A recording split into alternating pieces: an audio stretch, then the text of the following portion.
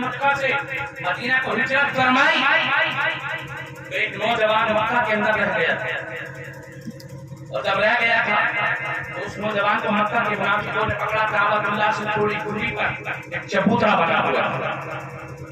उस चबूतरे पर ले जाकर नौजवान को बांध दिया। नौजवान कौन था? आज तो बूढ़े भी नमाज नहीं पढ़ते।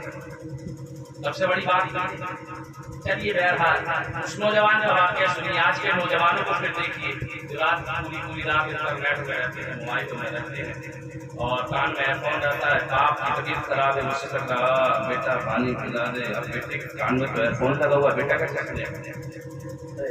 सुनेगा? कैसे?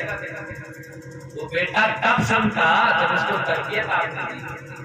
जी, तो तरबियत तो आपने दी है। अपने बच्चे को आपने कुरान बनाए होते, क़ारी कुरान बनाए होते, आलिम दीन बनाए होते, किसी आलिम की सोहबत में रखे, इस्लाम का रुकन सिखाए, वो बच्चा कहता है। लेकिन अब क्या है, आसान हो गया ऑनलाइन पढ़ाई। मेरे भी छोटे छोटे बच्चे, वो भी भाई ऑनलाइन पढ़ते हैं, लेकिन वो पढ़ते नहीं है, मोबाइल ज्यादा चलाते हैं। मेरे घर का ही ये हाल है तो दूसरे के घर का हाल क्या होगा? मेरे घर का ये हाल है तो दूसरे घर का हाल क्या होगा? ऑनलाइन पढ़ते नहीं, बिल्कुल नहीं पढ़ते। मोबाइल जब हाथ में आ गया, एक बार क्लास का टाइम हो गया तो अब किसी की माँ ने, किसी के बाप ने कोई हिम्मत नहीं कि उनको रोको। क्लास का टाइम हो गया, ऑनलाइन पढ़ रहा है, लेकिन वो ऑनलाइन कौन कौन सी गेम लोड कर रहा है, कौन कौन सी चीज चला रहा है, उसका आपको क्या पता? पढ़ रहा है बच्चा, पढ़ ले भाई। अगर आपस में बिगाड़ हुआ, तीन भाई हैं मिलकर एक साथ बैठे हुए, एक का बिगाड़ हो गया तो दो ऐसा पता चल सकता है? नहीं तो पता नहीं चलेगा। क्यों नहीं चलेगा? ऑनलाइन पढ़। आज मुसलमान तबाही के रास्ते पर क्यों आया? इसकी वजह सुनो, तबाही के मोड़ पर आने की वजह क्या है? बर्तानिया का एक म्यूजियम, उसके अंदर एक मीटिंग हुई। ये बहुत तेजी के साथ किस्सा बयान करूंगा क्योंकि मेरे पास भी वक्त नहीं और आपके पास भी वक्त नहीं, क्योंकि पूरी रात बोलूंगा तो असर तो होने वाला नहीं, अमल करने वाले नहीं अमल करेंगे। ये तो अल्लाह तबारक व तआला का शुक्र, वहाँ की नियमत का बाहर। कुछ लोग होते हैं शादियों में नाच गाने करते हैं, कुछ लोग होते हैं रंगीन नचाते हैं, कुछ लोग होते हैं शैतानों को बुलाते हैं, कुछ VCR डीजे ये सब चीज लगाते हैं। लेकिन बहुत कम लोग ऐसे होते हैं जो अपने बच्चों की शादी की खुशी में नबी का मीलाद सजाते हैं। बहुत कम लोग कैसे होते हैं जो अपने बच्चों की शादी में नबी का मीलाद सजाते हैं।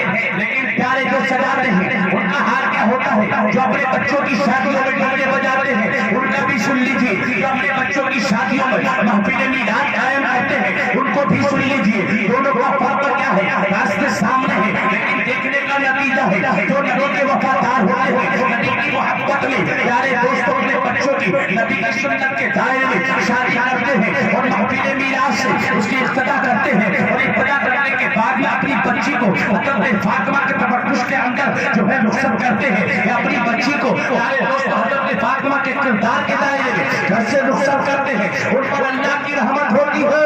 और जो लोग डीजे बजाते हैं, शादियों में नाच गाने करते हैं, उन पर अल्लाह की रहमत नहीं होती।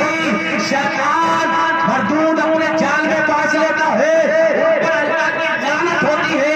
रहमत और लानत में फर्क होता है, क्योंकि प्यारे जो लानत के साथ घर में बच्ची आती है वो पूरे घर का निजाम बिगाड़ देती है, और जो रहमत के साथ आती है वो बच्ची बिगड़े हुए घर को सुधारा जन्नत की बेशक। सुभान अल्लाह। सुहात में है दोनों। आपने शादी में डीजे लगाइए नचाइए, बेटा नहीं मानना, भांजा नहीं मानना, मत मान ले भाई, खबर में बचाने कोई नहीं। कौन जाएगा? अब्बा जाएंगे, भाई जाएगा, कोई नहीं जाएगा। ये बोलते जो उतारते हमारे से नीचे और नाचते घूम घूम के वहां भी आएंगे तो जिनका नाम किरामन कातिबीन है, वो आने के बाद में पूछेंगे अगर फेल हो गया तब क्या होगा? तो उनके हाथ में 70 फीट लंबे, उनकी लंबाई 70 फीट। लेकिन कसम खुदा की, अगर वो एक पुरुष उठाकर किसी इंसान पर मार दे तो 70 फीट नीचे घुस जाएगा। हाल ये होगा अगर तुम्हारे सर पर 1000 हथौड़े मार दिए जाए, जमीन में नहीं करते, लेकिन उस कर्ज की ताकत देखिए, उसका पावर देखिए कि फरिश्ता एक उठाकर मारेगा 70 फीट नीचे जमीन के अंदर दब जाएगा, इसने मार दिया, अब मेरी बारी है, वो निकालेगा, वो मारेगा, फिर जब फिर जाएगा, फिर दूसरा कहेगा, इसने मार लिया, मेरी बारी है। सुबह क़यामत तक तुम्हारी कब्र में ये सिलसिला होता रहेगा। जो नाचने वाले हैं जहन्नम की गरम गरम कैची उनके कदम काटे जाएंगे, जो गाने वाले हैं उनकी सवालों को जहन्नम की गरम गरम कैचियों से सुबह क़यामत तक काटा जाता रहेगा। जो अल्लाह के मिशन के मुताबिक मुस्तफा के मुताबिक अपनी जिंदगी गुजार रहा है, उसकी पूरी उम्र को जहन्नम की आजाब से आप चाहते हो बेशक अभी उस आजाब को आपने देखा नहीं है, उस आजाब के बारे में नहीं है। इस दिन सुन लोगे, उस दिन सुन के क्या करोगे? रात भर में पड़े रहोगे, सुबह उठोगे तो 4 शैतान आएंगे। बदलता तो वो है जिसकी सोहबत है, बदलता वो है जो उलमा की उम्मत में रहता है, बदलता वो है जो अच्छों की सोहबत में बैठता है, जो बुजुर्गों की सोहबत में रहता है। यहाँ तो सोहबत का ही मसला नहीं है भाई, अपनी सोहबत खुद बिगाड़ के रखे हैं, तो कौन सुधारने के लिए आएगा? हज़रत शम्स के एक मुरीद 35,000 लोगों को करना, कितने लोगों को? 35,000 मक्का को मिटाने चला था, बगदाद में इस्लाम मक्का से मुसलमानों को खत्म करने चला था, लेकिन उनकी नीयत सही थी, उनकी सवाल सही थी, उनके किरदार सही थे, उनका कैरेक्टर सही था। आज के लोगों का आवाज देखिए, उनके किरदार देखिए, क्या उनकी नमाज है, क्या उनका बोलना है, क्या उनकी तिलावत है, झूठ इतने हैं, गाने सब कुछ बर्बाद कर दिए हैं। आप अल्लाह तबारक व तआला के अज़ाब से बचना चाहते हो और अपने घरों में अपनी बच्चियों के निकाह करो तो महफिल मीलाद का इनकार करो, वो भी किस तरीके से? अल्लाह के प्यारे नबी सल्लल्लाहु अलैहि वसल्लम की मिलावत का जिक्र करो, नाते नबी पढ़ो, हज़रत फातिमा के किरदार को पढ़ो, अगर बेटे की शादी है हज़रत अली के बयानात को बयान करो, हज़रत अली के तखुशात को बयान करो, हज़रत अली की जात क्या है, हज़रत अली का किरदार क्या है, अली कौन है? ये 2 राज देखने के लिए आपको मिल रहा है, हमें और आपको आज देखने मिल रहा है। लेकिन जब हजरत अली थे कूफा की सरजमीन पर, तो चंद लोगों ने आपसे सवाल किया, हजरत जरा ये बतलाइए कि जो लोग परेशान रहते हैं उनके ऊपर अज़ाब नाज़िल होता है जब वो अल्लाह को इम्तिहान देते हैं।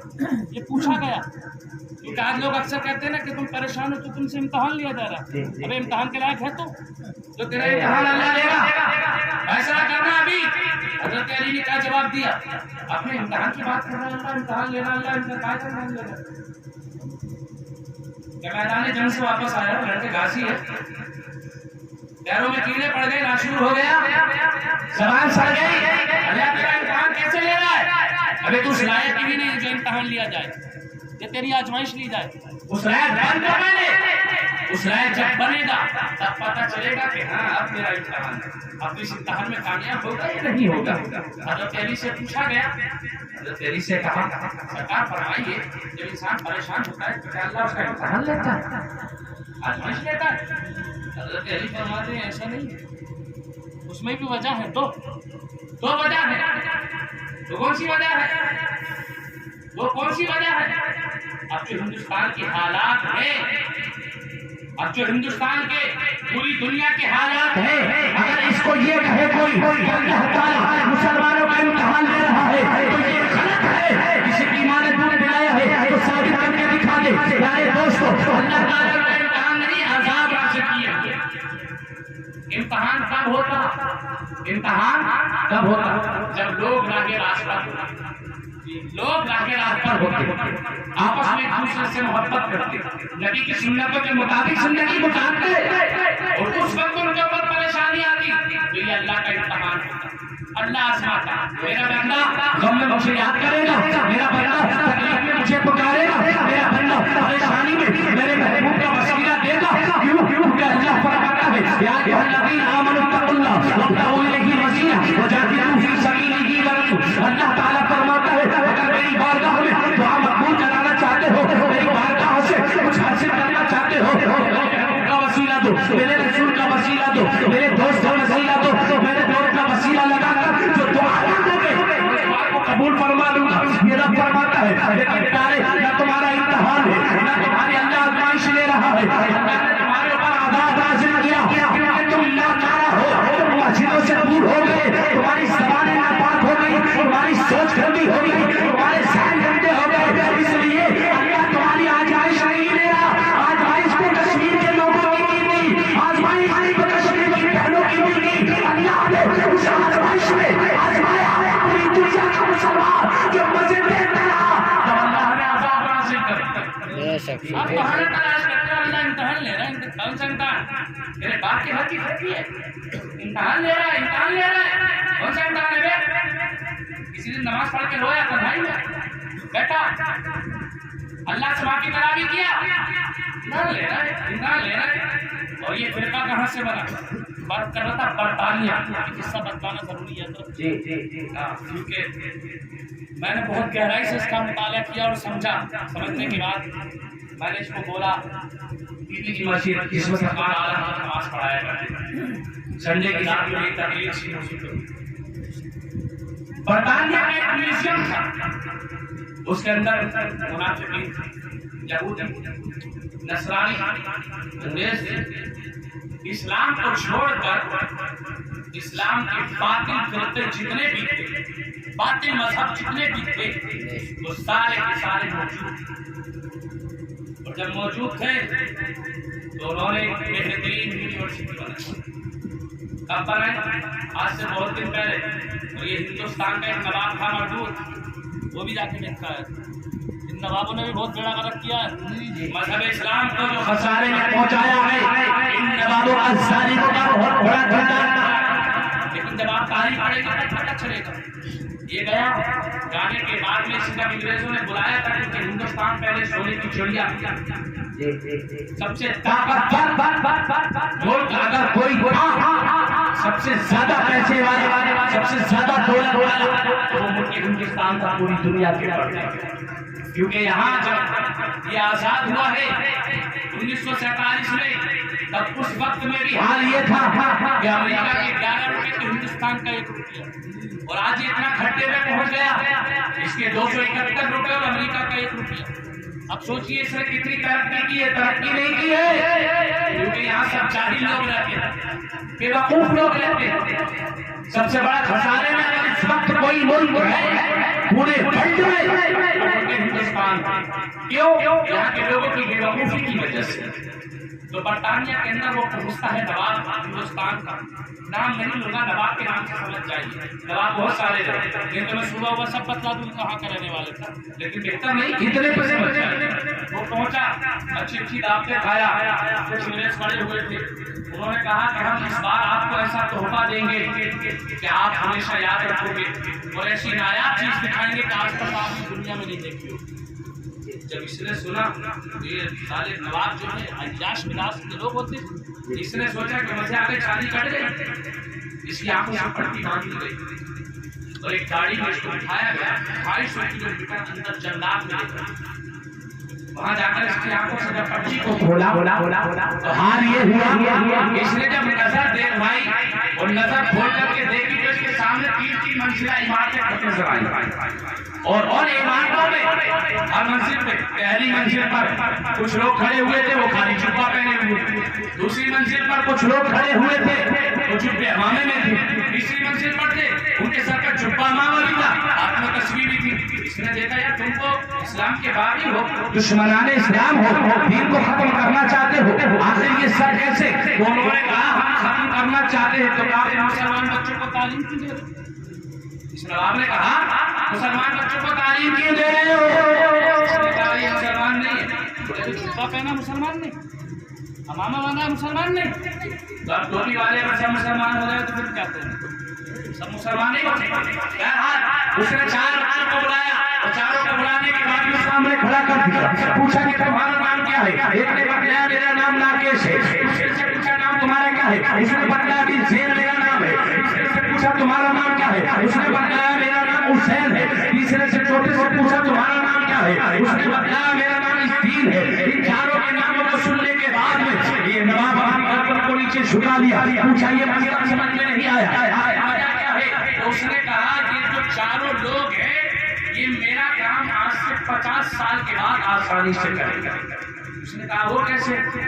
कहा ये देखने में मुसलमान बोले, ये देखने में मुसलमान बोले, हाँ लेकिन ये हिंदू है, ये यहूदी, ये देखने में मुसलमान, ये नसरानी, ये देखने में मुसलमान, लेकिन ये अंग्रेज सिर्फ लिबादा मुसलमान का मुसलमान है लेकिन ये मेरा काम करेंगे। और उसी की अंग्रेजी की अगर तकरीर को ला करके देखा जाए, उसको ट्रैफिक को देखा जाए, उस गैरिज को उठाना देखा जाए, तो आज अंग्रेजों की गुलामों को देखना है तो जाकिर नायक को देख लो, प्यारे दोस्तों महराज रब्बानी हदीस को देख लो, जज्बा को देख लो। तो आज हमारा नौजवान तबका उनकी तकरीरें सुनता है और फिदा हो जाता है। तो मैं बता नहीं उनसे जब कुरान की आयतें सुनी तो ऐसा पढ़ने के कोई कारी क्या पड़ेगा, जब आप जमीन पे बेहोश होकर गिर गया, उसने कहा ये क्या माजरा है, तो आप होश में लाया गया। तब उन अंग्रेजों ने यहूदियों ने कहा था ये बहुत मेहनत की है, ये तुम्हारे दरमियान जाकर पहले कुरान पढ़ना सिखाएंगे और इसी कुरान के जरिए से तुम्हारे सीनों से ईमान निकाल कर लाएंगे। हे मुसलमानों, उस मदरसों के करीब हो जाओ, कितने भी अंग्रेजों के दिल आ जाए तुम्हारा ईमान कोई चोरी नहीं कर सकता।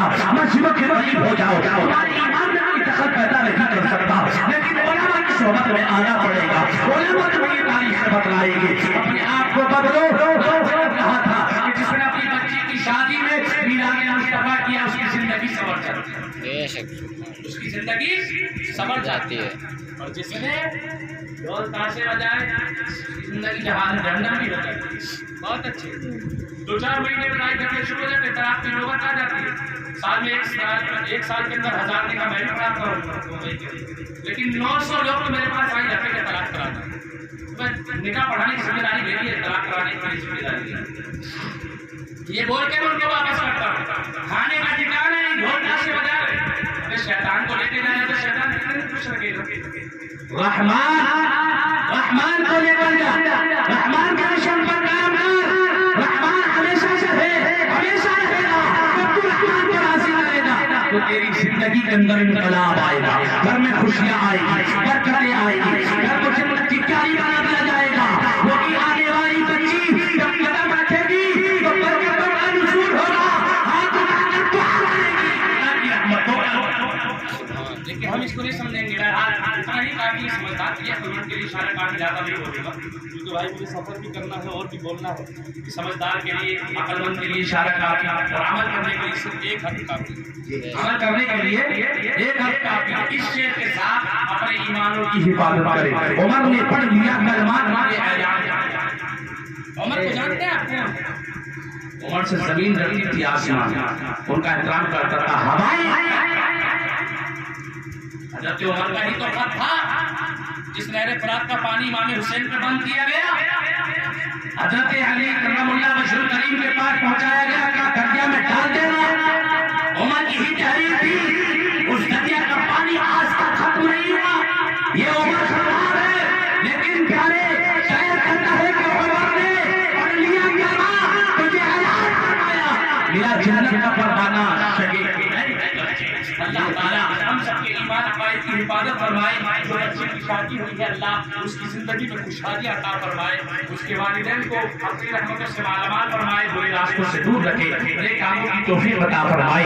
जो मैंने कहा और आपने सुना, अल्लाह उस पर मुझे और आपको अमल की तौफीक अता फरमाए। अस्तगफिरुल्लाह रब्बी मिन कुल्ली ज़ंबिन व अतूबु इलैहि व अलैना जल्लाह। अस्सलामु अलैकुम। तमाम हज़रात मिलकर पहले कलमा पढ़ें, फिर सलातो सलाम के लिए खड़े हो जाए। ला इलाहा इल्लल्लाहु